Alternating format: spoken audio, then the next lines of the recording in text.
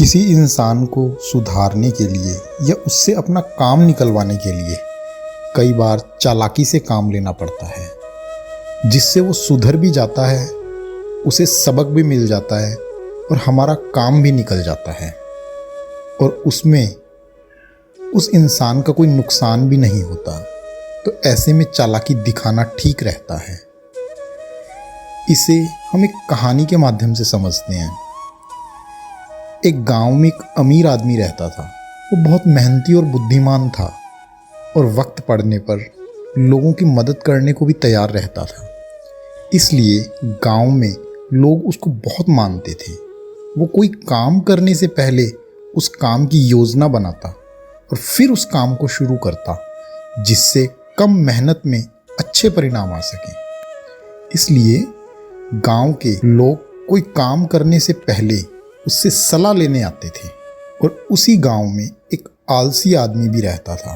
वो पूरा दिन भर कोई काम नहीं करता और हमेशा लोगों को बेवकूफ़ बना के उनसे पैसे उधार मांगता, मगर वो मदद वो कभी वापस नहीं करता।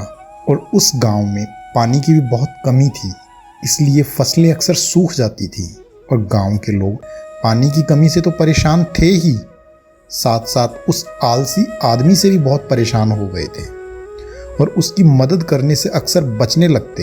अब तो उस आलसी इंसान के लिए भी किसी को बेवकूफ़ बनाना बड़ा मुश्किल होता जा रहा था। इसलिए वो आलसी आदमी एक दिन अमीर आदमी के पास जाता है और उससे अमीर कैसे बने इसका उपाय पूछता है। तो अमीर आदमी उसे कहता है कि ये एक राज की बात है और ये तुम्हारे लिए बहुत कठिन काम है, तुम इसे नहीं कर पाओगे, तुम वापस लौट जाओ।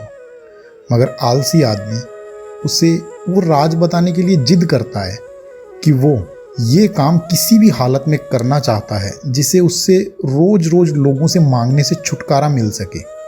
तो उसकी इतनी इच्छा देख के वो अमीर आदमी उसे वो राज बताने को तैयार हो जाता है, मगर वो एक शर्त रखता है कि जो भी तुम इस राज से पाओगे उसका आधा हिस्सा तुम गांव वालों को दोगे। और आलसी आदमी तुरंत अमीर आदमी की बात मान जाता है और अमीर आदमी उसे अमीर बनने का राज बताता है कि जो उसके पूर्वज उसको बता के गए थे। तो वो अमीर आदमी बताता है कि मेरे पूर्वजों को गांव के पास किसी पुराने राजा का एक खजाना मिला था और वो खजाना इतना बड़ा था कि वो उसका मात्र कुछ अंश ही वो निकाल पाए और बाकी चोरों के डर से उन्होंने गांव के बीच में उस खजाने को दबा के रखा है। ये सुन के आलसी आदमी के चेहरे पे एक मुस्कुराहट आ जाती है और वो उस खजाने को पाने के लिए हर काम करने को तैयार हो जाता है। पर अमीर आदमी उसे कहता है कि ये काम तुमको बरसात का मौसम आने से पहले करना होगा, क्योंकि वो खजाना मेरे पूर्वजों ने इस तरह से छुपाया है कि उसे निकालने के लिए बहुत से पानी की ज़रूरत पड़ेगी, क्योंकि वो ज़मीन के अंदर एक धातु के दरवाजे के नीचे बंद है और खजाने को छुपाने के लिए दरवाजे और खजाने के बीच में ऐसे पदार्थ का उपयोग किया है जो सिर्फ बहुत ज़्यादा पानी से ही गल सकता है। और ये इसलिए किया है कि इस गांव में पानी की बहुत कमी है, इसलिए कोई चोर अगर चाहे भी तो इस खजाने को चुरा ना सके। इसलिए मेरे पूर्वजों ने इस तरीके की व्यवस्था की है। अमीर आदमी उस आलसी आदमी को ये बात बताकर उसे गांव के बीचों बीच ले गया जहां वो खजाना गड़ा था।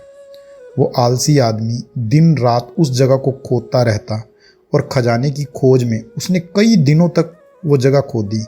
उसे खोदते खोदते काफ़ी बड़ा गड्ढा हो गया, मगर उससे खजाने का दरवाज़ा अभी तक कहीं नहीं मिला। जैसे जैसे वक्त बीतता गया उस आलसी आदमी की हिम्मत भी टूटने लगी।